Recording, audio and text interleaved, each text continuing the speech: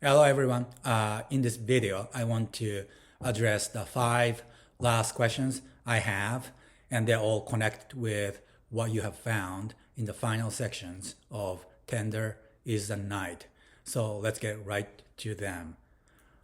My first question was about a style, and it's a new style that you encounter for the first time, and you didn't see this style in The Great Gatsby or the shorter stories that we have discussed. And I gave you 3 examples, and I asked you to find out what they may have in common. And I want to explore this question by focusing on the third example. So let's take a look. Okay, so I want to gloss this whole passage sentence by sentence. Let me read. She dressed to an accompaniment of anxious heartbeats, and 10 minutes later stepped out of the elevator into the dark lobby. And I put the phrase anxious heartbeats in italics, and because this is a classic example of what I refer to as nervous states.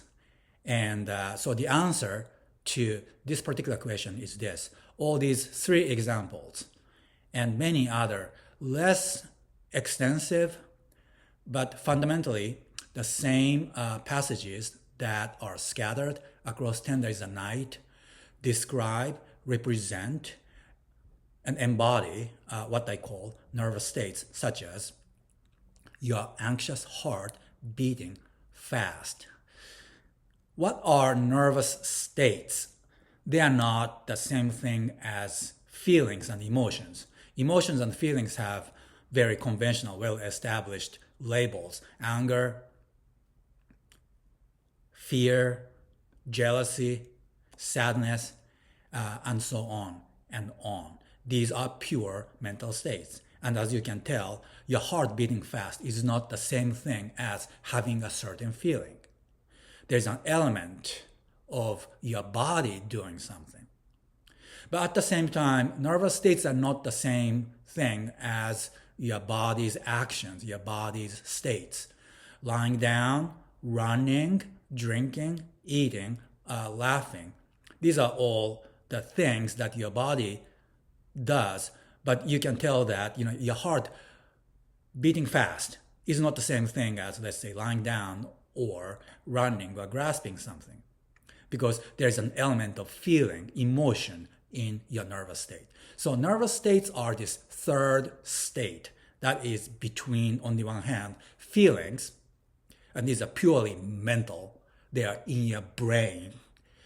And then, on the other hand, the states and the actions that your body engages in. And it's critically important that when Beth gets dressed to go to the Italian police station to rescue, to bail out Dick Diver, her action of getting dressed is accompanied, this is a very important word I think in this particular context, by this particular nervous state. In a way, your nervous state invades and colors the character, the nature of the action you are being engaged in. And then when she comes out of the elevator, Fitzgerald writes, she steps into the dark lobby. And then again, the darkness of the lobby is quite significant in this context. If this were the bright lobby, I don't think this sentence works as well as it does. Number one, the darkness of the lobby reflects and mirrors Beth's anxious nervous state. So it's a quite appropriate feature of the external world. And also, this mirroring detail of the external world, the darkness of the lobby, seems to reinforce, strengthens Beth's anxious nervous state, where her heart is beating very fast. And then there's another, I think, feedback from her nervous state back to the external state. Precisely because her heart starts beating even faster when she sees the darkness of the lobby. The darkness of the lobby even darkens. And this is a theme that runs through not only this example, but also the two other examples you find on Canvas. Then, next sentence. The chauffeur who brought the message was gone. The concierge held another one and told him the location of the jail. Now, the first part of the next sentence, the chauffeur who brought the message was gone. This is just a very plain sentence, but even such a plain description of what is going on in the world seems to do two things. Number one, it seems to be colored by Beth's mental state of anxiety. And then this external feature seems to reinforce Beth's anxious, nervous state at the same time. Why? Beth wants to get to the police station as soon as possible, before the sun rises, before the day comes, because she wants to keep this scandal under the wrap. It's bad for her family's name. It's bad for her sister Nicole's social reputation. So it is in her interest. She's desperate to get to the police station as quickly as possible. And now she comes out of the hotel, and then the messenger, the cab driver, is gone, which means that it will take her even longer to get to the police station. And by that time, maybe the sun will be already up. The next sentence. As they rode, the darkness lifted and thinned outside, and Baby's nerves, scarcely awake, cringed faintly at the unstable balance between night and day. So again, the mention of her nerves. And then what do her nerves do? They cringe. So cringing is, again, another classic example of nervous state. It's not your feeling. It's not the same thing as having a feeling when you cringe. Or there's an element of affect. There's an element of emotion when you cringe. But at the same time, cringing is not the same thing as saying your body does something, because there's an element of feeling and emotion in this act of cringing. And so it's quite appropriate that Fitzgerald writes that babies or Beth's nerves cringe at that time. Now, what is she cringing at? Or cringing at a certain feature of the external world. In this case, it is the unstable, quote, balance between night and day. So again, there is a feedback loop between the external world and Beth's nervous state, her nerves cringing. Why? As I already said, she wants to get there very fast, and she needs to race against the day. And now when she comes out of the hotel, she sees day and night on balance. And that balance seems very unstable. It's a battle between day and night, and it's a battle that day is bound to win, obviously. There's no way to keep the sun down. So this is an unstable balance. And it is not going to resolve itself in Beth's favor. So this is very anxiety-inducing, and therefore he cringes at this unstable balance. And then because she cringes at the unstable balance appears to her even more unstable, and then go on, the same process, repeat the same process. A negative spiral, a panic, a nervous panic. Then the next sentence, she began to race against the day. Sometimes on the broad avenues, she gained, but whenever the thing that was pushing up paused for a moment, gusts of wind blew here and there impatiently, and the slow creep of light began once more. So this is a very interesting sentence in which Beth seems to begin to pray. Beth seems to entertain the illusion that by the sheer force of her willpower and prayer, she may be able to do something impossible, which is to keep the sun down as long as possible, which is obviously impossible. And why does she even begin to entertain such an unrealistic, unscientific illusion? Because the very intimate feedback loop between the the external environment and Beth's nervous state I mentioned already has been building up. So her nervous states and the external world have almost merged into a single entity. And this fusion between her nervous states and the external world seems to give rise to this hope that by the sheer force of will, maybe she can keep the sun down. The next sentence. The cab went past a loud fountain, splashing in a voluminous shadow, turned into an alley so curved that the buildings were warped and strained following it, bumped and rattled over cobblestones, and stopped with a jerk where 2 sentry boxes were bright against the wall of green damp. Suddenly, from the violet darkness of the archway came Dick's voice, shouting and screaming. So I just read 2 final sentences of this passage. And the first of the 2 should remind you of the discussion we had about proprioception and how your proprioception is engaged by a certain text type that you find in The Sun Also Rises, as well as the short stories by Hemingway. So in this scene, just as was the case with Hemingway's passages that we analyzed, the point of view character is moving from point A to point B, from her hotel to the Italian police station, and her body is moving very fast in a very dramatic, violent fashion. So her body is pulled, pushed, and jerked around this way and that. And her sense of body, its movement, its orientation, its speed is being registered by Beth through the sixth sense that we call proprioception. And this proprioception is quite catchy in the sense that when the reader reads a sentence like that, the reader can vicariously experience the same jerky, fast, pulling, pushing movements that the body of the point of character is experienced in that particular passage. So that's what's going on.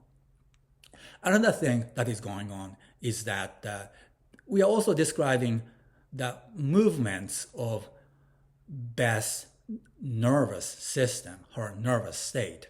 To go back to this expression earlier, she began to race against the day. So racing in 2 senses, I suppose.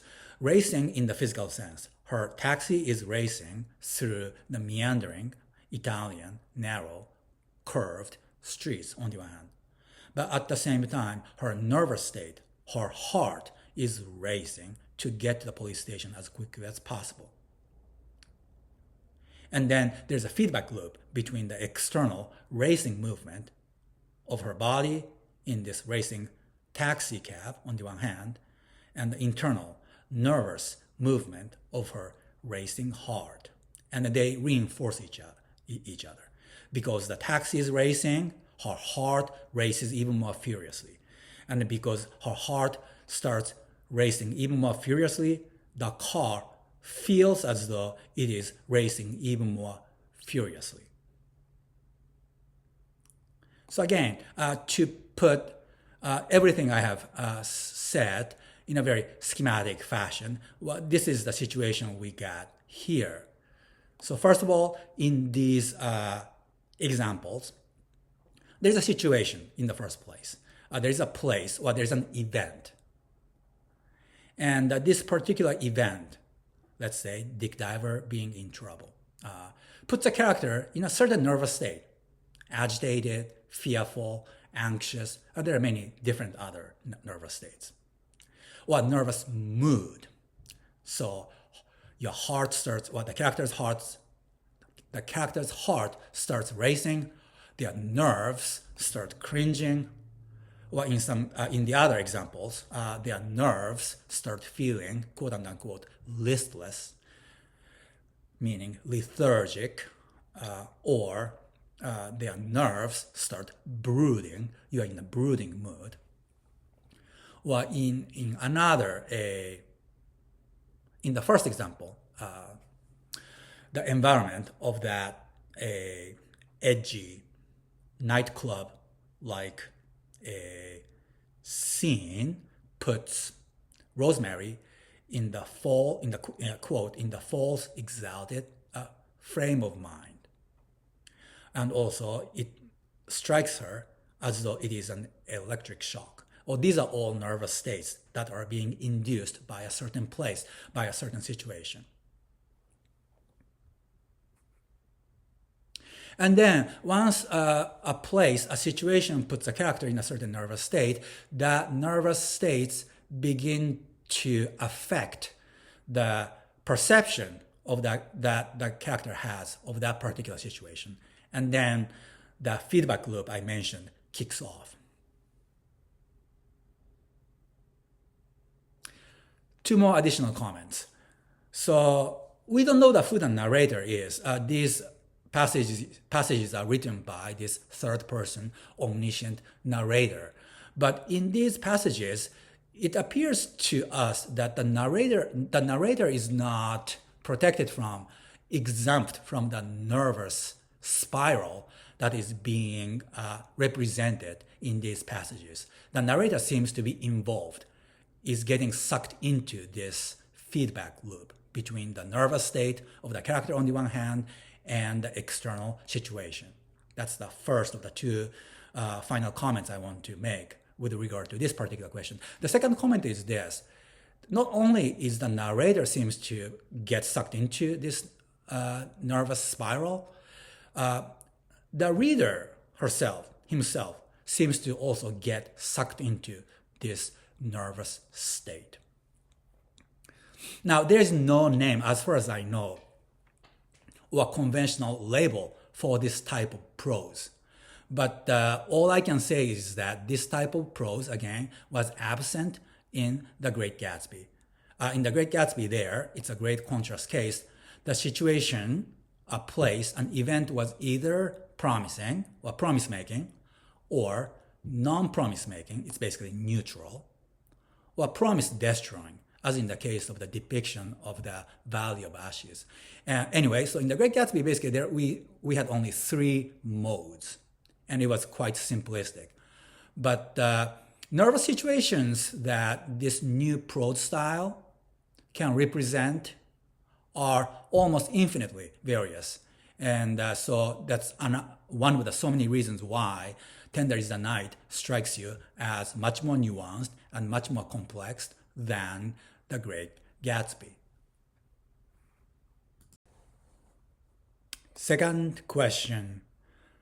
Money is an important object in the world of Tender is the Night, inasmuch as it affects people's behaviors and relationships in ways that other objects can't.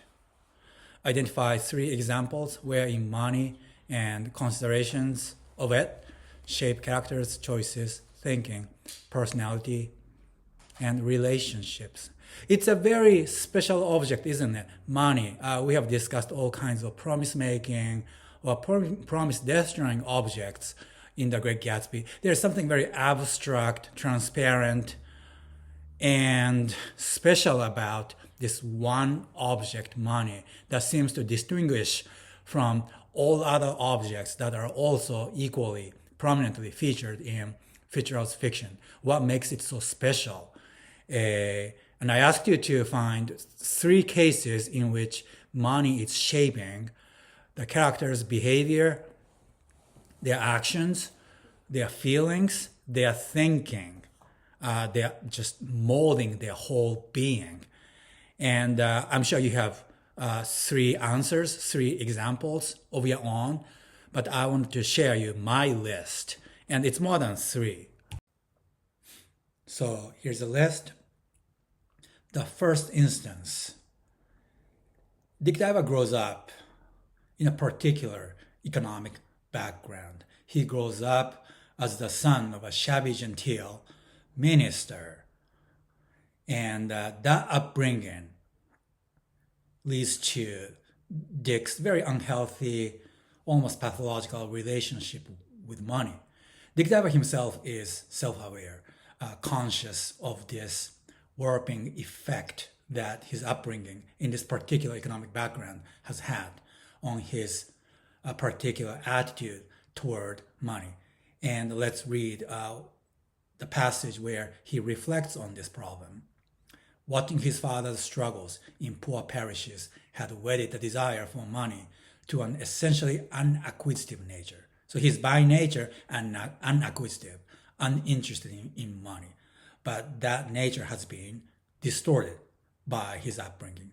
It was not the healthy necessity for security. He had never felt more sure of himself, more thoroughly his own man, than at the time of his marriage to Nicole. So he does not want money for the sake of security, but for the sake of money itself. And there's something pathological about it. So when he marries Nicole, he was a penniless young man, but in spite of his poverty, or because of his poverty, he was very much sure of himself as a man. Once he gets married, his financial condition improves dramatically. He has more money, but because of this, he will feel like much less of a man. Yet he had been swallowed up like a gigolo. He feels like he has turned into a gigolo, and a sponge on this wealthy woman, Nicole, and somehow permitted his arsenal to be locked up in the Warren Safety Deposit vaults. So he becomes a prisoner, and at the same time, he is disarmed by this new gained wealth. And just a few words on this particular economic class he hails from. I called it shabby genteel. What kind of economic class is this? It's definitely not the upper class, but it's not the working class or the poor either. This is a level, a strata that is just below the middle class. And there's a suggestion that this class, people belonging to this class, used to do better. So they used to be part of the middle class, not themselves, but perhaps their parents and their great parents used to be part of the upper classes, the middle class or the upper middle class, or even the upper class. But over generations, this family has been declining down this economic pyramid. And now it finds itself at the level slightly lower than the middle class. And the future prospect doesn't look good. A few generations onward, there's a likelihood that the descendants of this family find themselves in the company of the poor people or the working class people. So this is a declining class. It's just not the low class or lower middle class. It's a lower middle class that has been declining, and then that's how it got there. And for the foreseeable future, it will be declining farther downwards. And it creates a certain pathology, a certain mindset, Fitzgerald seems to suggest. And this mindset, the declining, shabby, genteel mindset, has had an enormous and negative impact on Dick Diver's relationship with money. And this unhealthy relationship with his money, in turn, causes a lot of stress once he marries Nicole. Okay, enough for the first instance. The second instance is already covered by what I said as an extension of the first instance. Dick's obsession with money contributes to his decision to marry Nicole. So if he had been born rich, maybe he may have still married Nicole, but he wouldn't have felt as compelled to marry a rich, beautiful young woman.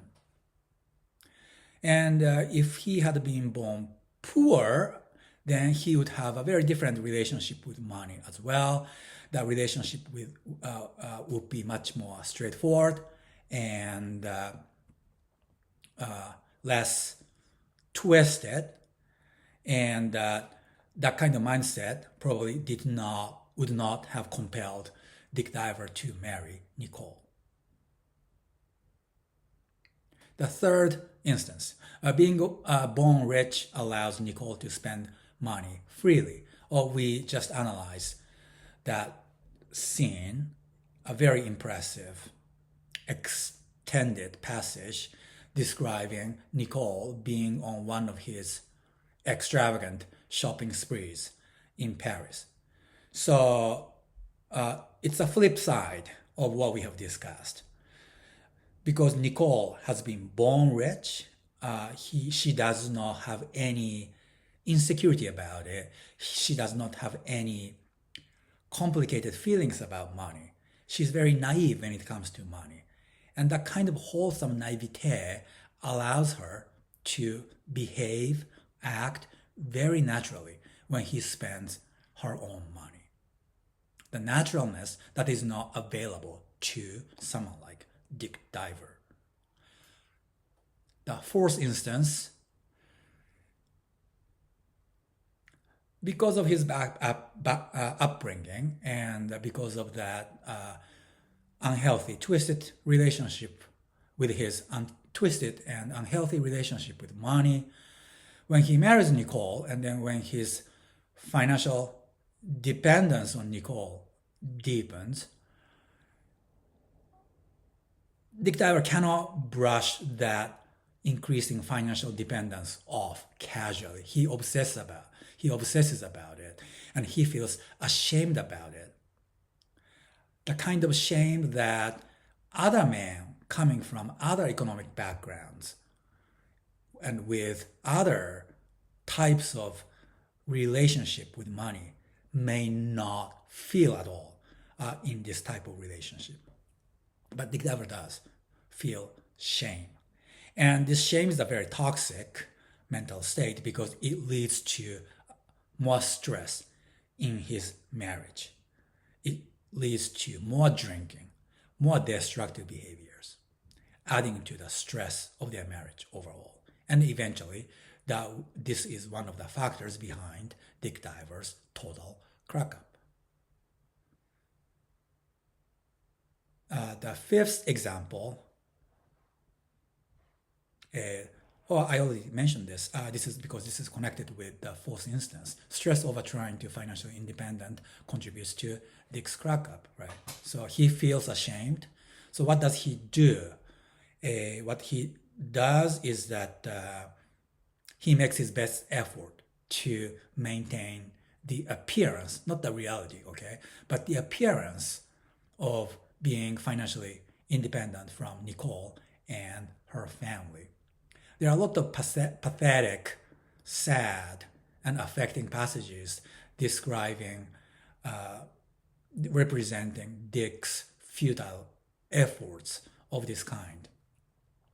He, for example, pays tuitions for his children's education out of his pocket so that he can tell himself that at least he is paying some expenses for his own household.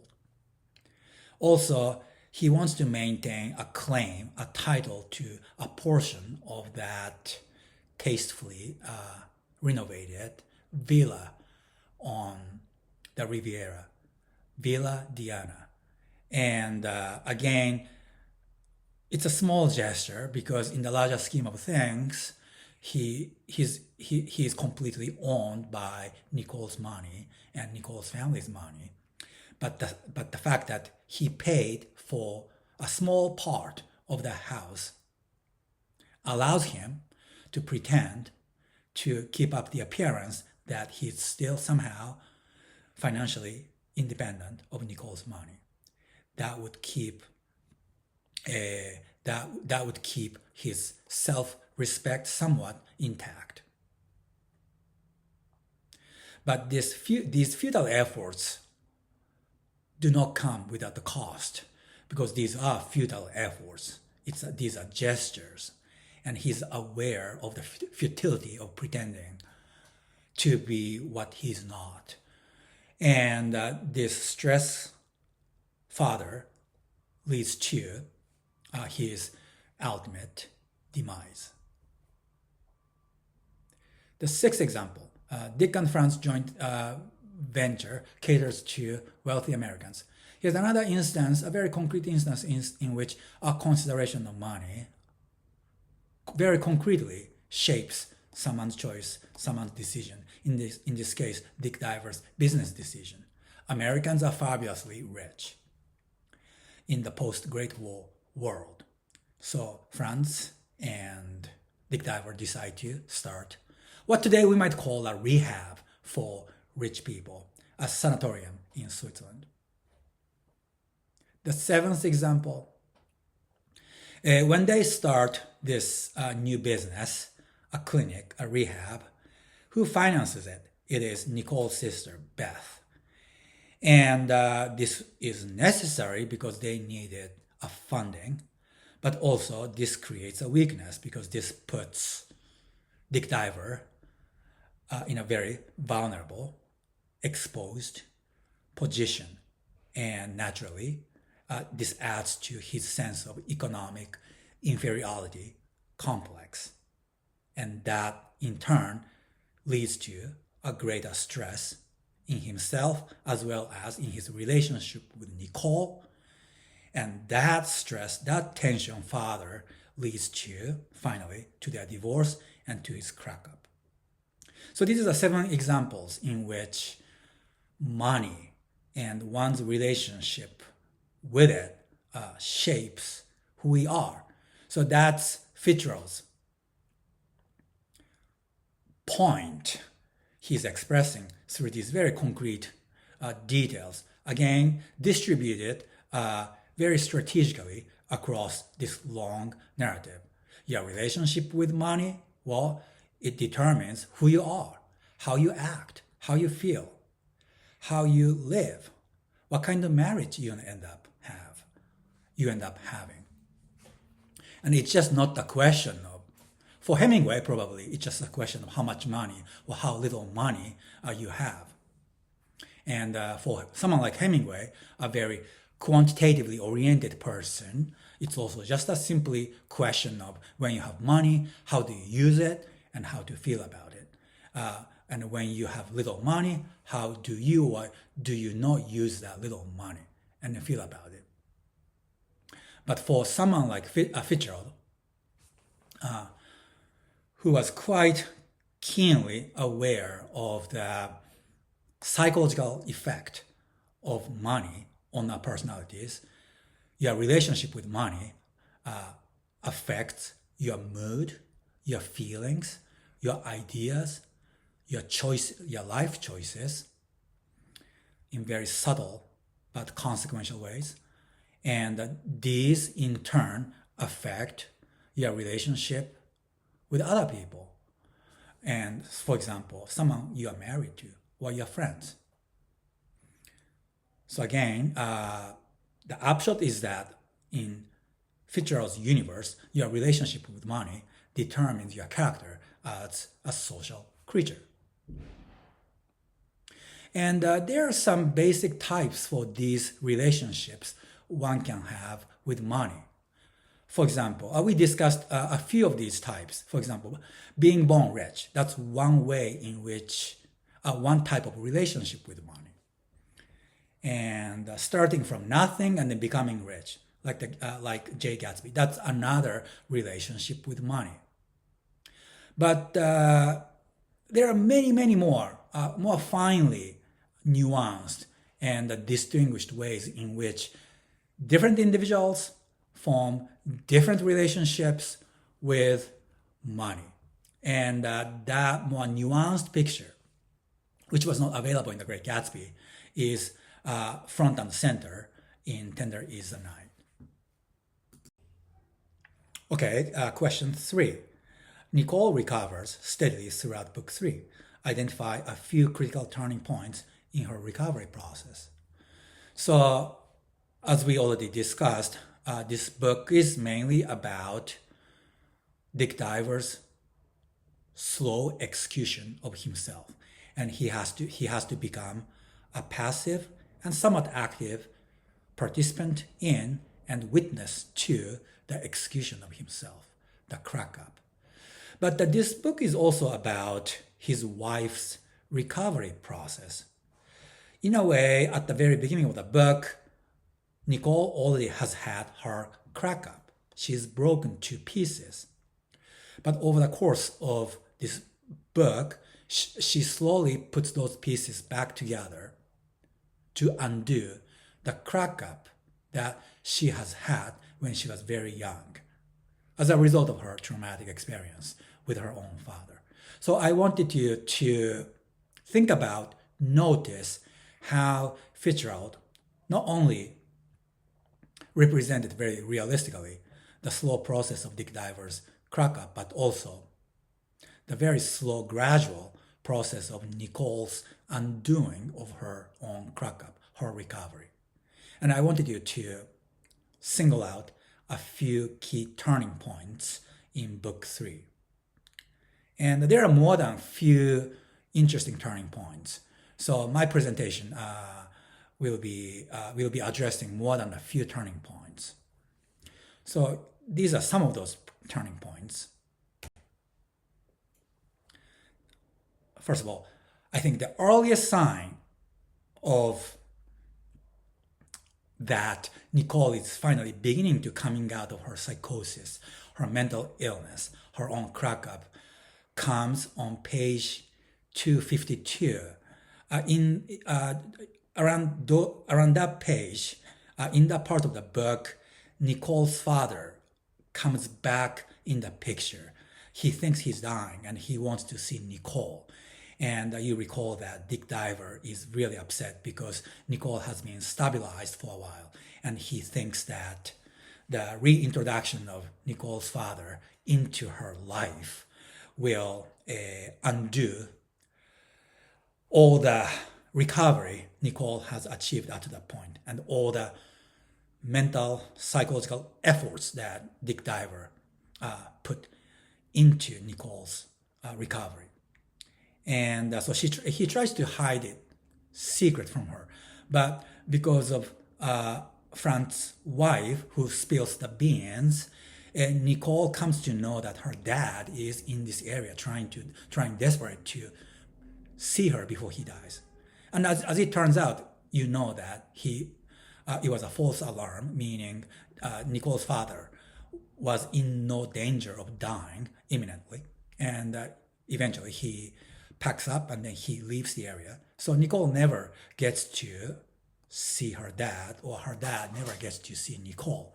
But anyway, she learns about the fact, she learns that her dad was in the area. But instead of upsetting her and leading to another relapse, like the ones we have discussed, she just seems fine. She just brushes off the whole episode. And that's one of the earliest signs that something is changing in her life. So it's introduced is in a very subtle, indirect way by Fitzgerald. It's done very artfully. And then comes another turning point, another small moment, but a turning point. There is a long passage extensive passage on page 267, where Nicole begins actually openly to herself. She admits this to herself. And internally, she starts criticizing Dick. He's doing this wrong, or he's doing this right, he's drinking too much. Or she starts finding faults with him, with his being as well as with his habits and choices and behaviors. And that's a completely new factor, new component in her life. And it's quite noticeable to the reader who is used to Nicole as being a very passive, submissive wife. And then comes a bit more dramatic turning point around pages 270 and 271, the yacht incident, the boat party. I don't have to recapitulate what takes place on the yacht, but Dick gets pasted, he's drunk, and he starts berating,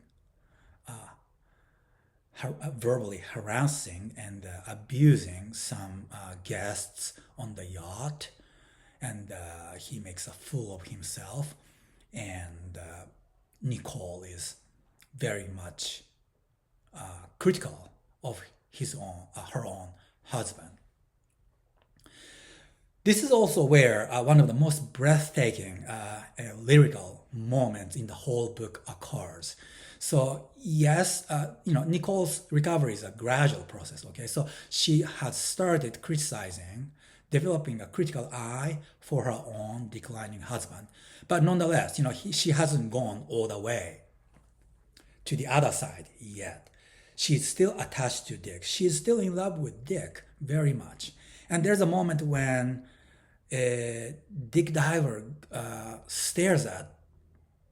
Dick Diver looks Nicole in the eye, grabs her by the wrist, and there is this kind of understanding between Nicole and Dick that their marriage is just falling apart before their eyes because of these behaviors, because of these mistakes, and because of other events that are out of their control. And there's an understanding that, yeah, this will not end well. And they look at each other in the eye, they grasp each other by the wrist, and they almost jump off the yacht as though there's a suicide pact between them. And a number of things I can add, but again, it's very beautifully done, just as a matter of craft. It's very moving. And also, it's just an illustration of the fact that Nicole's recovery process is very gradual, and at this point, Nicole is very much in love with Dick, so much so that she is on the verge of jumping off the yacht with Dick to end her life and her husband's life and her relationship, her marriage in death.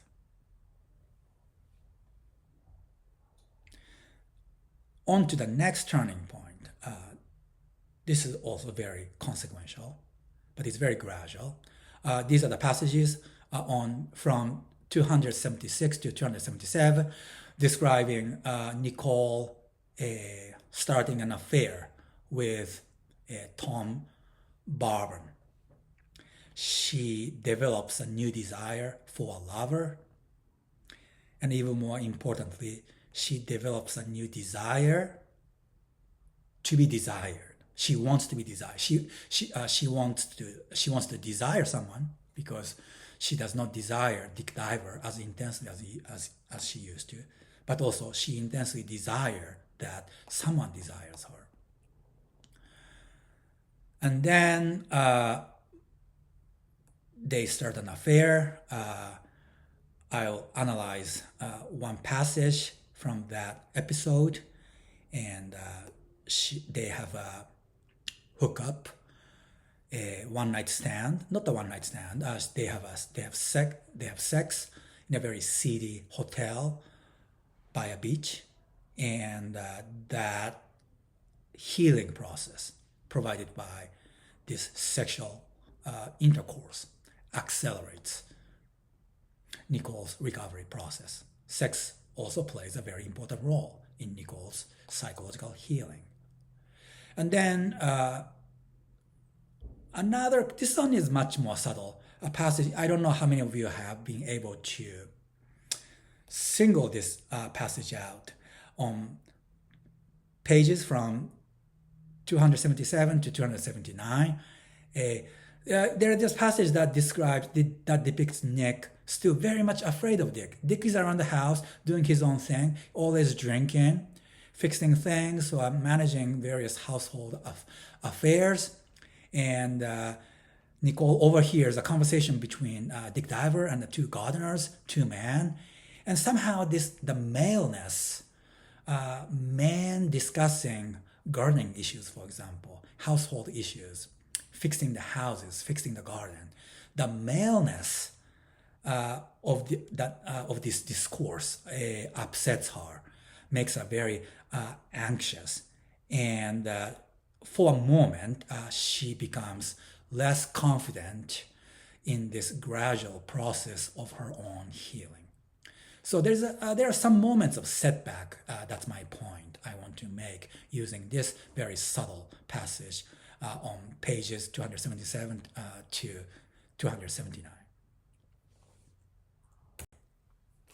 And then moving on, chapter 7 has a lot of turning points that help along the process of Nicole's healing. For example, there's one dramatic passage on 279 to 278 where Nicole resolves to make a clean break from Dick Diver and then end her marriage. So that's an important turning point, the point of no return. But at the same time, there is an ambiguity. There's an undercurrent of fear, lack of confidence. So even in that moment, even though she's very close to making up her mind and tearing off the Band-Aid, as we say, she's still very much afraid of Dick. Dick still casts a spell over Nicole, and Nicole still finds herself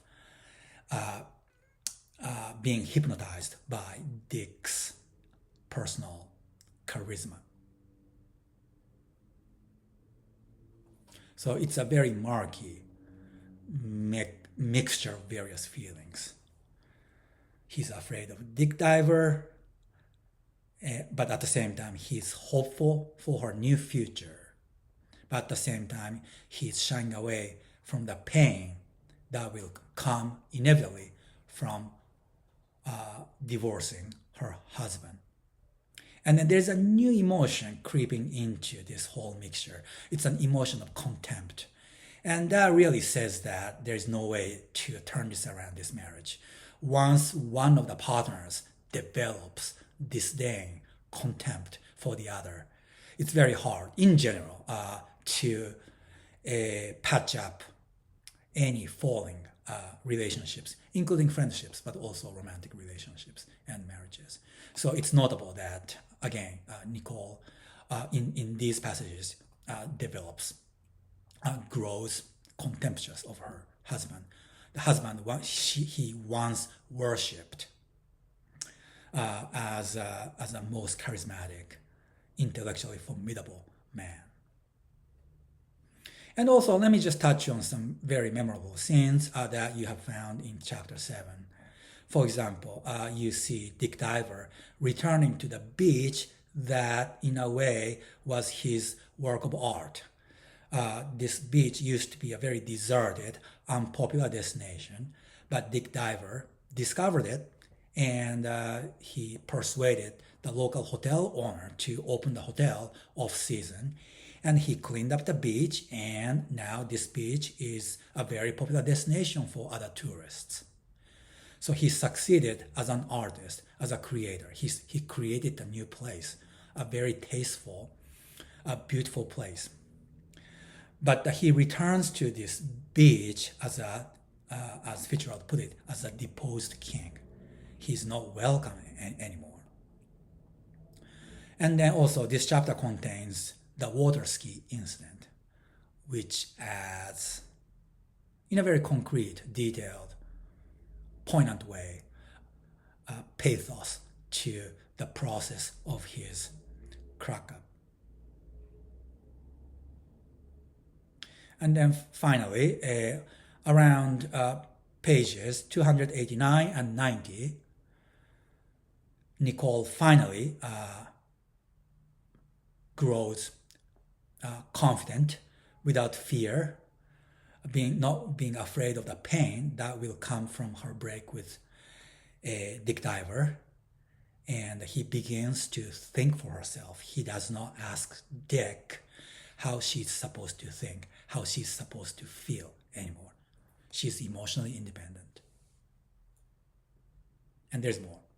It's a very slow process of healing. And chapter 8 is another turning point, the point of no return, where Nicole's affair, which starts as an emotional affair with Bourbon, gets consummated.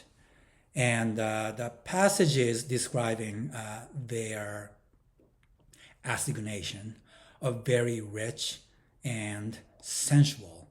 And here I'm sharing with you a long passage describing Nicole getting ready. Well, we talked about the pleasure of anticipation, and that's the kind of pleasure that Nicole regains in this passage. She's dressing, she's taking a shower, putting some perfume on, and feeling romantic about herself, and enjoying the pleasure of anticipation. Let me just read some key parts. She bathed and anointed herself and covered her body with a layer of powder. She's taking care of herself, something she hasn't done many years, while her toes crunched another pile on the bath towel. She looked microscopically at the lines of her flanks. She's aging. She has given two birth, wondering how soon the fine, slim edifice would begin to sink, squat, and earthward. In about 6 years. But now I'll do. In fact, I'll do as well as anyone I know. So she affirms herself. She's confident in her body. Her body, she's saying, is as good, as sexually arousing, as desirable as, let's say, the body of much younger women such as Rosemary. She put on the first ankle-length day dress that she had owned for many years, right? She's trying something new, wearing a day dress. She's exposing her body to the male gaze, to arouse the man as well as to arouse herself sexually. And crossed herself reverently with Chanel 7, a wonderful sentence. So she reveres herself. She pampers herself. She decorates herself, and she perfumes herself, and her body turns into a temple that she can worship and revere. When Tommy drove up at 1 o'clock, she had made her person into the trimmest of gardens. Again, I think the appearance of this interesting metaphor, Fitzgerald is likening Nicole's attractive, sexualized body to a trim garden. I don't think this is a coincidence. As we know from our previous discussion, it is in Nicole's immaculately, tastefully manicured garden that Nicole Diver is introduced to the narrative. So that metaphor, that image, that association Nicole has had from the beginning with a garden returns at this critical moment.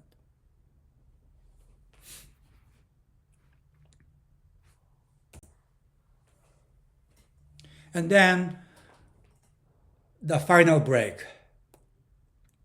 comes in chapter 9. And there are a lot of key moments. And I give you a kind of telegraphic reconstruction of the series of turning points contained in chapter 9. First, around page 300, Nicole begins to rewrite the past. I don't know how many of you were able to catch this moment. You know, Nicole feels guilty about leaving Dick Diver in the lurch. You know, he is suffering. He is abusing alcohol. He is losing his friends. And he doesn't have his own money to speak of. So she does feel guilty. And now she's feeling better about herself. So now she's abandoning her husband when he's finding himself in trouble. So she feels bad about what she's about to do. And in order to feel less bad about what she's about to attempt, she rewrites their own past.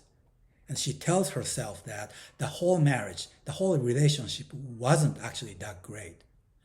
Dick Diver was never such a good husband, such a good lover. And that functions as a preparation for the final leap that she takes.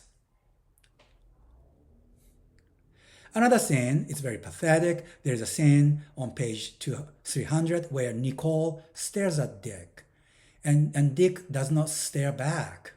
Do you remember when Dick is introduced? Dick is introduced as a guy who looks you in the eye and then smiles at you. He's the one always who looks you in the eye. But that relationship gets reversed toward the end of the novel. Now it is Nicole who looks Dick Diver, while Dick Diver remains unaware that he's being looked at. And then Nicole pities him, suggesting again that the dynamic between the two has completely reversed itself. And then another sad moment, I think, on page 301, Nicole justifies herself to herself. And then the final break comes. Quote, "The case was finished. Dr. Diver was at liberty." Nicole finally initiates the divorce process.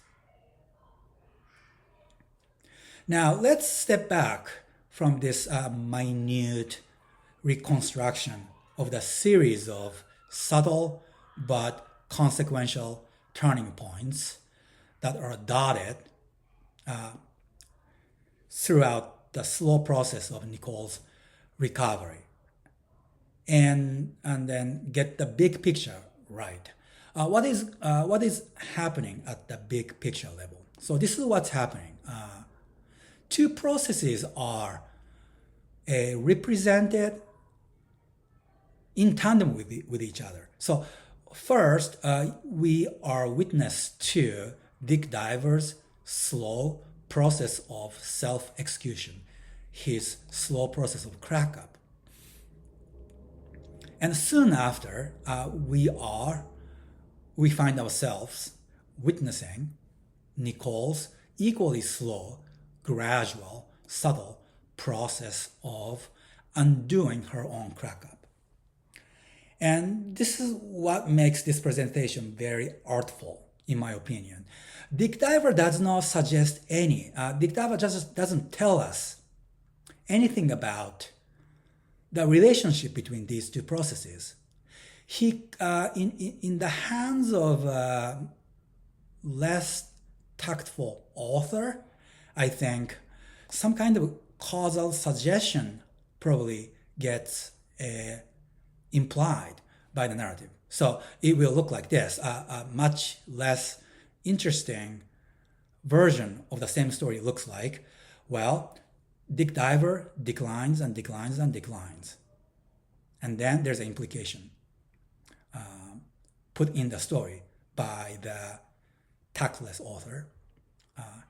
And because of Dick Diver's decline, Nicole regains her mental and physical health. So, but that would be very tasteless, right? So it's almost as though Nicole, in that version, it sounds as though Nicole regains herself at the expense of Dick Diver's emotional and physical health. And that makes the story too obvious, too straightforward, too crude, in my opinion. And it's a mark of Fitzgerald's subtlety that he refrains from making any implications of this kind about the relationship between these two processes that are presented in tandem with each other.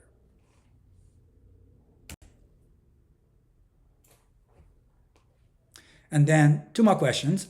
Question 4. Dick's crack up is a complex and prolonged process. I emphasize this point again and again. There are multiple factors and choices or blows contributing to it. List these factors and choices, as many as you can, and analyze how these interact with one another. This is a big question, a complicated question. And at the risk of coming across a little too dry and mechanical and robotic, I'm going to give a very analytic breakdown of this multifaceted gradual process, his crack up. So first, I want to begin by talking about what I call initial conditions, right? Some setup that Dick is more or less for Dick, these are more or less out of his control. There's nothing he can do about these setup conditions, things I'm calling initial conditions. So first of all, there's nothing he can do about the first condition, his father's struggle with shabby gentility, which leads to his obsession with money for the sake of money. It's there, it is in him. It leads to a certain disposition that Dick cannot quite change. The second condition, he is raised by this priest in a very old-fashioned manner. There is something soft about, too uptight, too prudish, too old-fashioned about Dick Diver's value system, his behaviors, his manners. There's nothing rude about him. And that's as a result of the particular parenting style practiced by his poor his poor father. He's raised by the father to believe that, and this is a quote, more or less verbatim, good manners, charm, good instincts take you far. And in fact, he's born with these traits, these skills. Fortunately, he didn't have to learn to have charm, good manners, good instincts. He's born with it. He's also born with them. But also, the importance of these values are emphasized and instilled and reinforced by his own father as well. So that's another initial condition that Dick, as an adult, cannot quite undo. It's not his fault that he's this kind of person. He has this kind of disposition. Number three, he is academically gifted, but still kind of mediocre. Right? Again, I mean, you can study hard, but if you are not naturally talented, sooner or later, your intelligence will hit its upper limit. That's what I'm talking about. And Dick's upper limit is not that high. He's better than the average people out there, but he's not at the genius level. And again, it's an initial condition that is inside of him that Nick cannot quite change.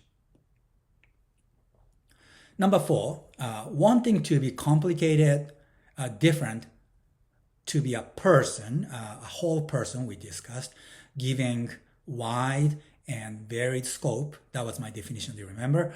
To be a person means giving wide and varied scope to your actions, feelings, and talents.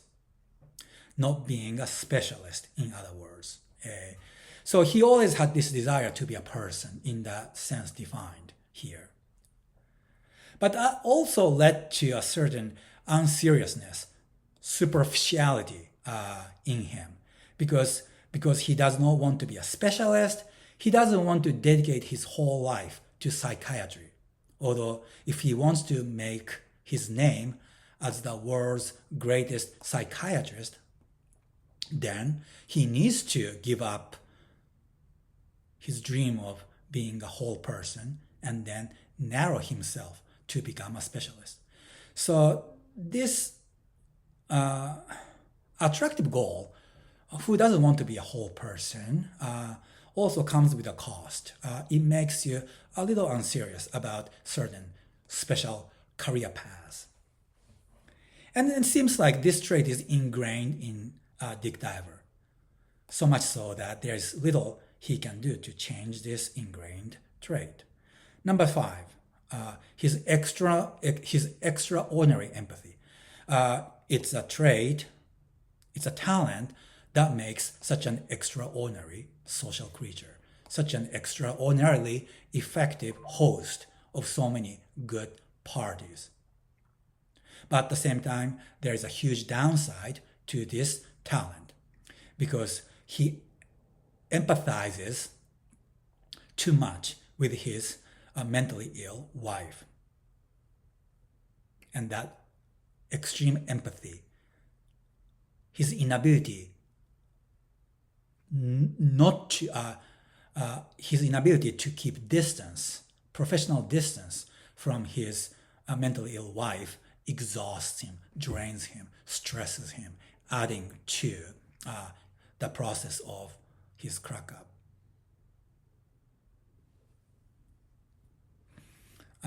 While I'm on this point, I want to note another poignant and beautiful passage, and you find that on page 190. I hope that many of you have been also affected by the poignancy, sensitive enough to be affected by, moved by the poignancy of this passage. It's a passage taking place in the fairground where Nicole has one of her relapses, and Dick Diver grabs her and holds her, shakes her, and there's a beautiful passage, I cannot quote it verbatim here, describing how Dick Diver's essence flows out of him to reach and save his sick wife.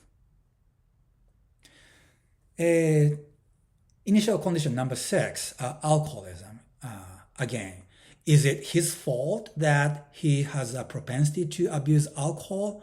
Again, I don't want to go into the current research on this question, but the answer is, is commonsensical. It's just a mixture of genetics and environment. So sure, maybe it's a bad choice and he can be blamed that he's making, and he can be blamed for drinking too much. But also, there's a suggestion that he's just born this way, and he's genetically predisposed to abuse alcohol. And then number 7, he has a weakness for pretty girls, right? And then, is he to blame for having so-called a wandering eye, which often leads to actual affairs, and he actually cheats on his wife? Well, on the one hand, one can argue that it is a choice, and it is a choice, yeah. There are no genes for this, yeah. No one is making him to have a wandering eye. But at the same time, the novel does such a good job of suggesting that this is another deeply ingrained predisposition, and Dick Diver seems to be at the mercy of this particular demon, and that he cannot quite master enough willpower to overcome this undesirable trait. And then number 8, this is absolutely outside his power to control. No, he's Asian, right? So his crack up may not unfold exactly the way it does in Dick Diver's life if Dick Diver were 21 instead of finding himself in his mid-30s. So this is another independent factor that contributes to his crack up.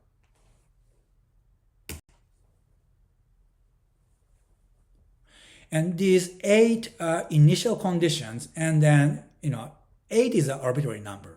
Okay, it could be 9 or it could be 6. It depends on how you number these factors.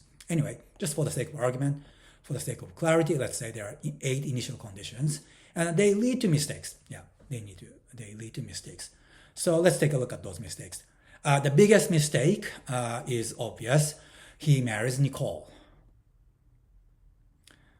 And I will explain in what way these initial conditions lead to this fatal lapse in judgment on the part of Dick Diver. But first, let's take a look at all the kind of negative consequences that flow from this bad decision. There are a few I listed on this slide. He adopts a very expensive lifestyle, and as a result of that, his financial dependence on Nicole increases. Number 2, And this overlaps with some of the things I've already said today.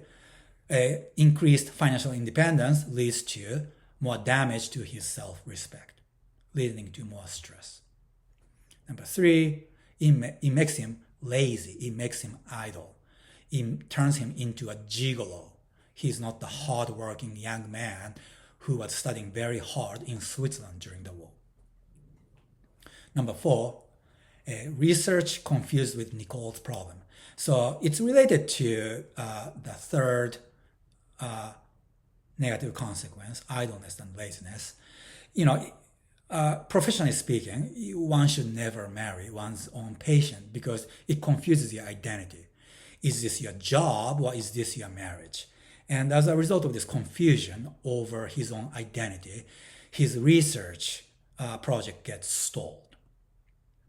And because his research is not going as well, that affects Dick Diver's mood, and he drinks more, and he starts cheating on his wife as well. Number 5, another negative consequence from this bad decision, he loses motivation for research and professional achievement. Number 6, he takes care of his wife, and that takes a toll. And again, let's go back very briefly, the theory of dissipation, right? Making nothing out of something. Fitzgerald, as I said, subscribed to this very interesting theory. We are born with a finite amount of what he called vitality. And if you spend it, you cannot really replenish your tank. You just spend it.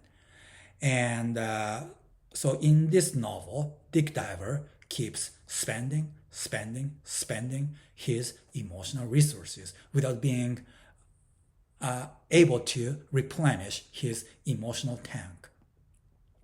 And then that obviously, understandably, takes an enormous psychological and physical toll on him.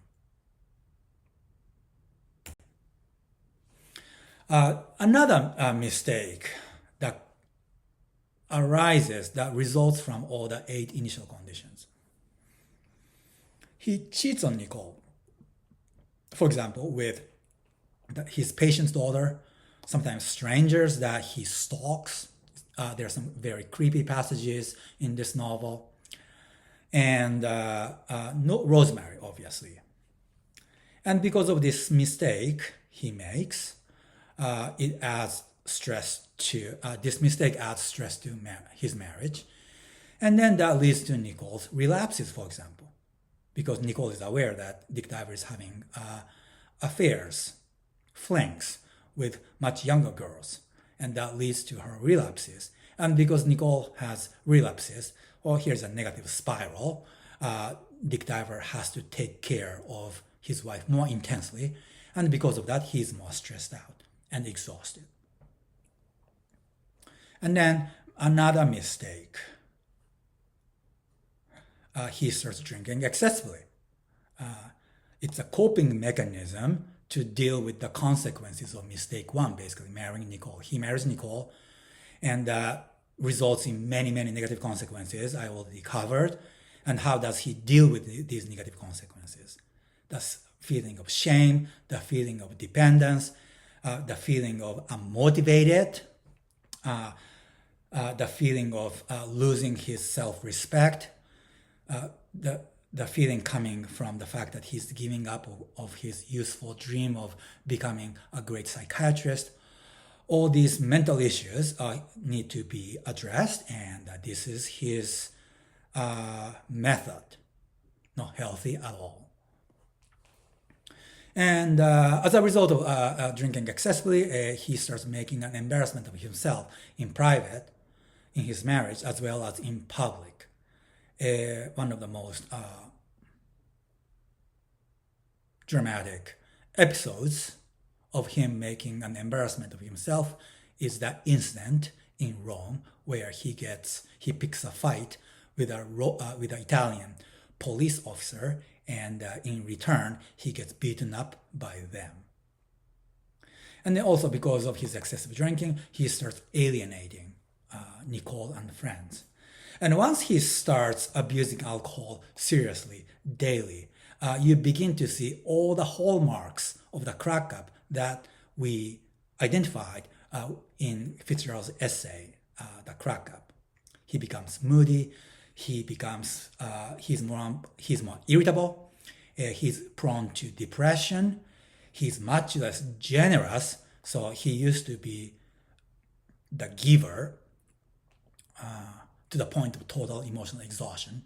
He stops giving, he becomes very stingy with his own emotional resources. You begin to see all those symptoms of the crack up in Dick Diver at this point. Here is my attempt to visualize how these factors relate with each other. And this is quite confusing. I admit this is my best effort.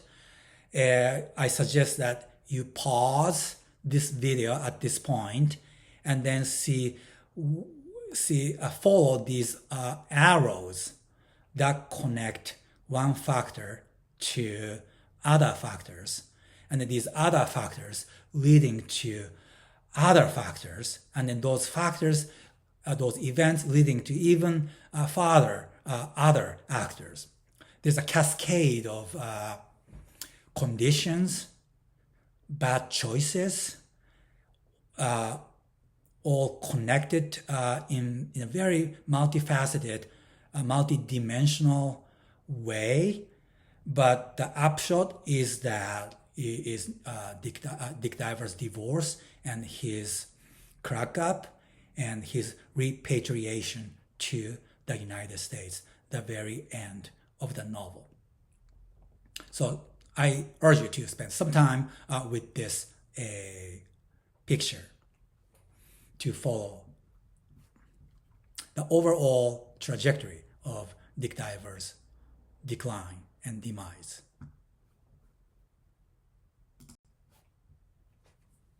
So these are some general comments I would make to wrap up this particular discussion about this particular question. So upshot is, what is it? First of all, Dick's crack up is multivariate, meaning there are many variables, right? His propensity to drink too much, his unhealthy relationship with money, his father's impact on his own manners and values. I can even include his good, attractive looks that he's born with, and many others that we have already discussed. So there are many variables in this process. So many more than the variables you find in a much simpler book as The Great Gatsby. Another comment I want to make is some of these factors, variables I'm calling them, are out of his control. And Dick was born and raised this way or that way, and then Dick cannot be held accountable, really, for having those traits, having those predispositions, and making certain choices as a result of those traits and dispositions.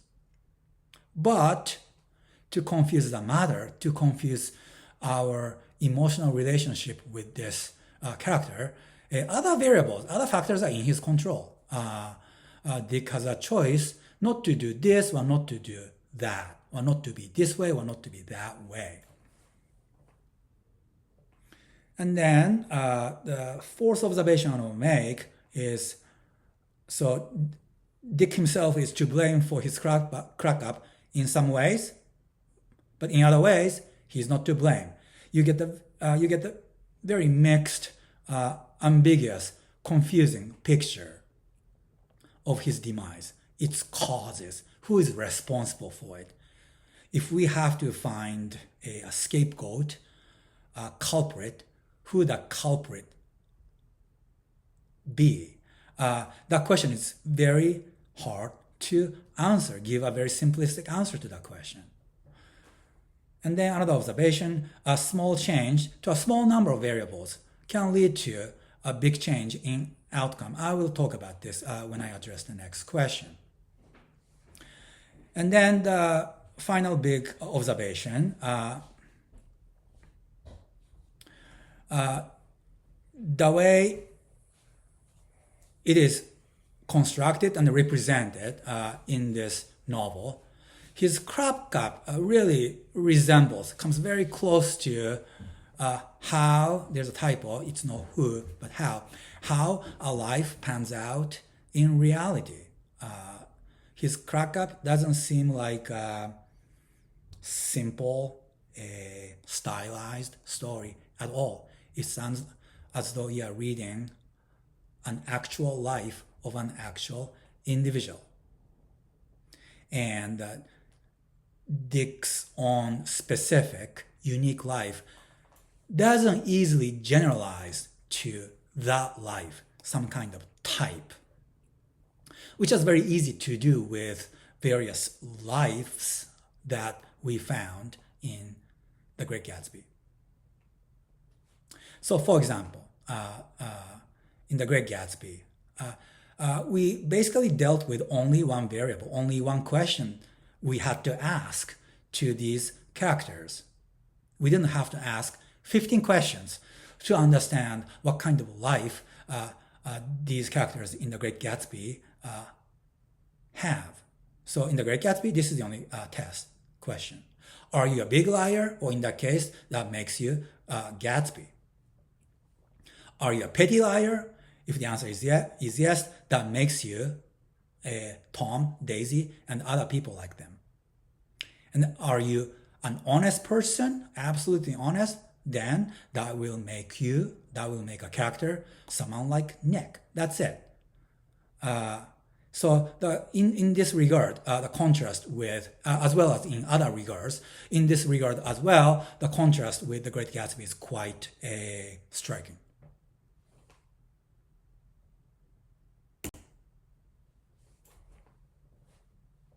Now, the final question, let's get to it. Relatedly, do you think that Dick's crack up is inevitable? Or do you think he could have avoided it? If you think so, what factors, choices you listed above would have had to be different? Think about counterfactuals. I wanted you to think about contingencies in his life. The point, some kind of turning point where if he were a different person, or if he did something different, his life wouldn't have turned out the way it does in this novel. That's what I mean by contingent moments in his life. So there are many, many counterfactuals, many ways in which his life would have gone very differently. And this is just a few scenarios that came to my mind. So first, if Dick were a truly talented psychiatrist, right? A genius level. So we make a change to that variable, right? The variable was that he was born brilliant, but not so brilliant. And there was something superficial and unserious about his intellect. Do you remember that variable? And I said there's nothing he can do to change that trait, that predisposition. Anyway, if we change that detail, right? Well, something big would happen to his subsequent subsequent life, because I don't think he would have married someone like Nicole. So yes, Dick's life could have turned out very differently. Another counterfactual, another scenario is this. The second one, if Dick were not empathetic by nature, right? So let's say he's a little, I don't know, I mean, he has some minimum level of empathy, but his empathy is just extreme, extraordinary. His identity merges with Nicole, and he gets drained, and that adds to his stress. Right. Well, there's a chance that he wouldn't have married Nicole in the first place, right? We discussed why Dick Diver decides to marry Nicole, a very unwise thing to do.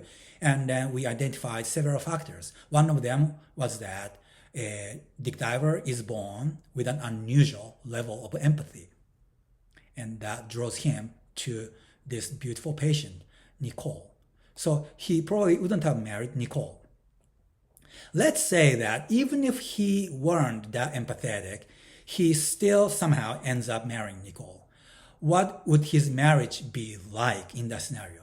Again, I don't think that marriage wouldn't have turned out as badly as it does in this novel, because he would be, in that scenario, he would be able to maintain some professional distance from his own wife / his own patient, and he would be probably able to manage his emotional resources much better, and as a result, he's imposing much less stress on his marriage, and therefore he doesn't have to drink more, and so on and so on. And maybe his marriage with Nicole would be fine. The third scenario, if Dick is not predisposed to abuse alcohol, and many people are that way.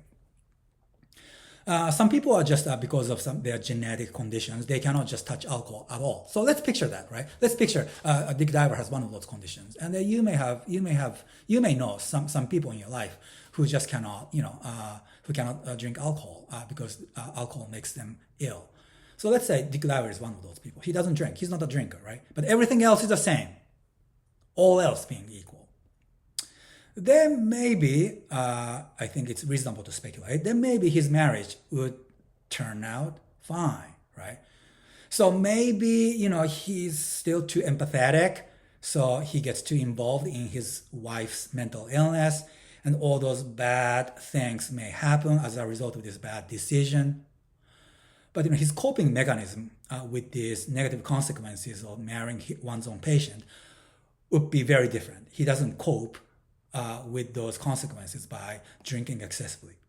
So maybe in this scenario, he would be able to find a way to make his marriage work. And I stop here because I think you get my point. You know where I'm going. So this takes me back to one of the points I made in the previous slide, right? The Dick's crack-up is a multivariable process. The process of Dick's crack-up is multivariable, so many variables. And if you make a small change to one of these numerous variables, a big change can result as a consequence. And I just wanted to illustrate that point that I put very abstractly.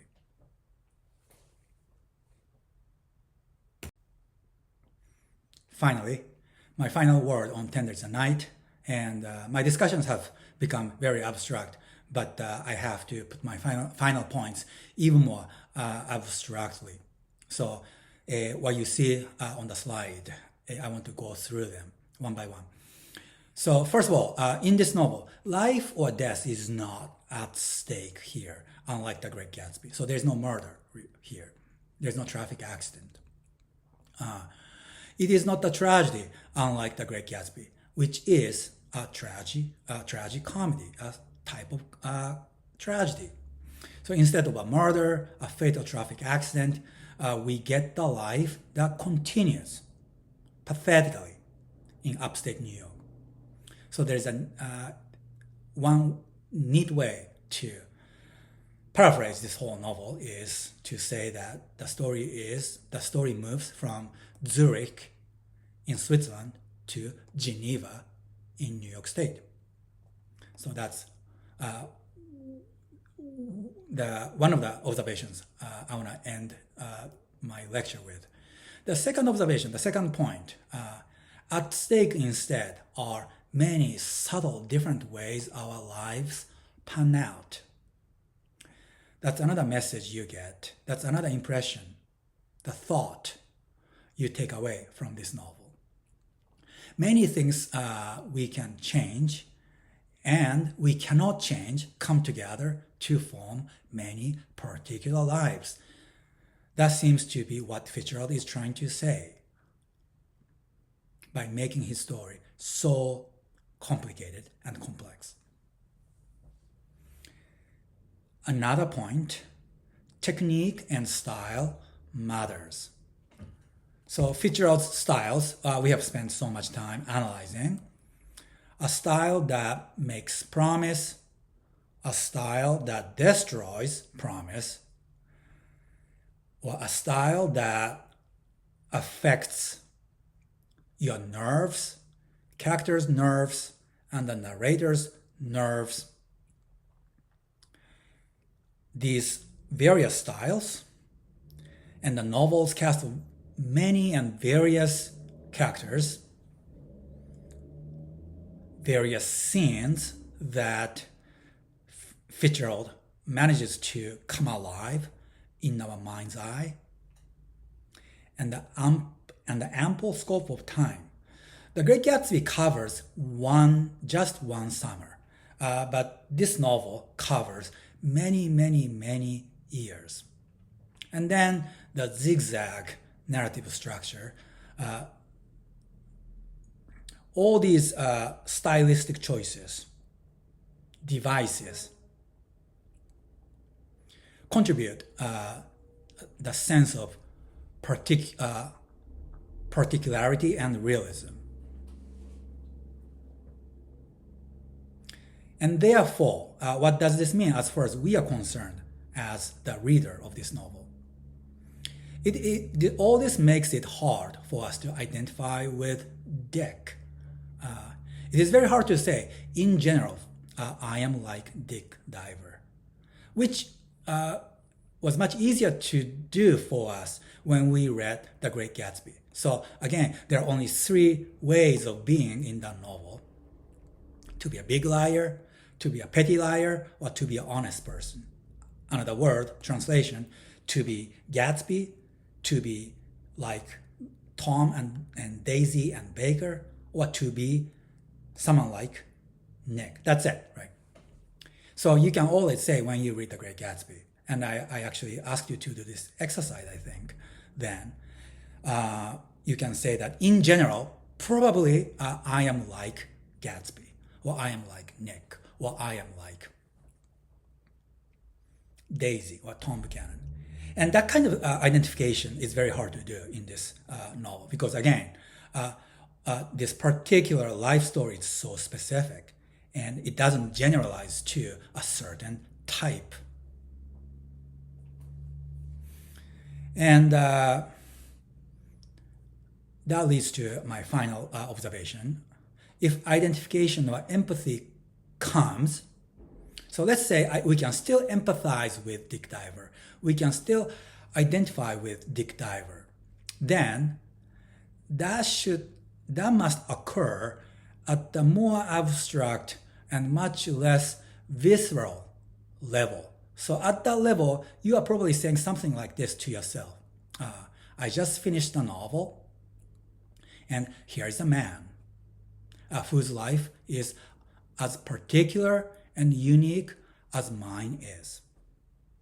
So maybe you can find a connection with Dick Diver in this general wisdom that tells you that all lives are complicated, multivariate, and very different from each other.